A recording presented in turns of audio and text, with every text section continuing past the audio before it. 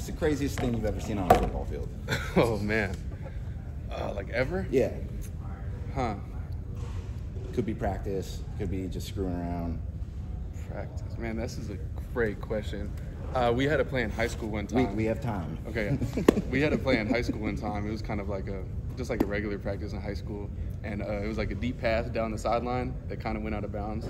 And one of my corners, he jumped out of bounds with his feet. Like he jumped, tipped the ball back in, and we picked it off. So that was like a movie to me. That was crazy. Everyone went crazy for that one. It like didn't even seem real when that happened. What was the sideline like after that? Sideline was crazy. It was just practice, but it was as loud as it gets for practice. That's the thing that like we always just see like the Saturday tapes, and it's like, man, you guys are playing like 90% more than that. There's probably some wild stuff. There definitely is, man.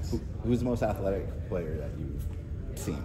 DJ Johnson. Yeah. From last year, he was just a freak, man. He was like 300 pounds in the spring, benching upward 5 plates, running. Well, dude, it was crazy. Like 2 years ago when they're like, let's play him at tight end. Put him at tight end, and he was not bad. Yeah. I mean, yeah, he was good. He was scoring touchdowns. He blocked good. He was just physical, and like he could just play on both sides. And it's not like he just kind of fit naturally into those spots instead of just being like, I don't know about this. Like he could play whatever side.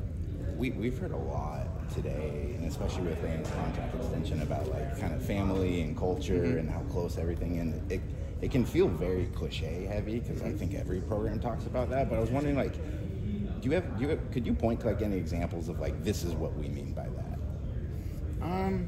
Or even like Mullins was saying that, like, you know, just even his relationship to the community and like city of Eugene. That's a big one. We have Coach Lanning, or like I've been a part of both coaching staffs, and community service was never pushed as heavy as it is with Coach Lanning. I think that's huge, in that aspect of like doing stuff for the city that your school is in really brings everybody together. And how is that packaged to you guys? Is it just like, this is what we do, this is what we're going out to do? Is it like, who wants to sign up to go do this? Like how? I mean, obviously there will be some bigger, like more mandatory ones, but it's also like they keep track of our hours, and so there's other like really low key ones that you have to get yourself involved in. Like nobody's gonna reach out to you and be like, you sign up for this right now. Like no, it'll be like, this opportunity is available for you if you want to do it, and we have plenty of dudes signing up just trying to give back to people. Well, what's been like your favorite one that you've done? Probably the Special Olympics. Okay. That one was really cool, just playing basketball with them and all that, and just getting to know some of them. Awesome. Thanks, man. Yeah.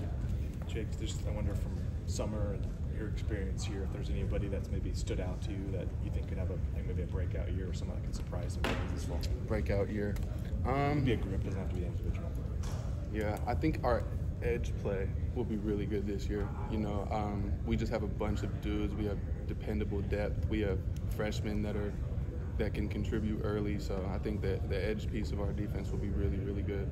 How much have you grown personally? I know you've changed positions a little bit. A lot You've probably bit. been asked a little bit about this already, but just kind of what's that growth been over the last, let's say, couple of years for you? Man, it's been a journey, man. I kind of came into college like wanting to play more DN, and I came in a little bit too big. I was about 290 when I first came in, but I knew that I wanted to play end. I was better at end. I've never played inside, so I ended up losing a few pounds, getting moved to DN, and then that was cool. And then like it was most of my weight thing. Like I was a big dude, you know. I was a big dude, so they kind of fluctuated me between inside and DN until I really lost the weight, and I played stand up outside linebacker, and so now like 2021, I was playing stand-up outside linebacker about like 275. Probably shouldn't have done that. Probably should have been more hand in the dirt type of dude, you know.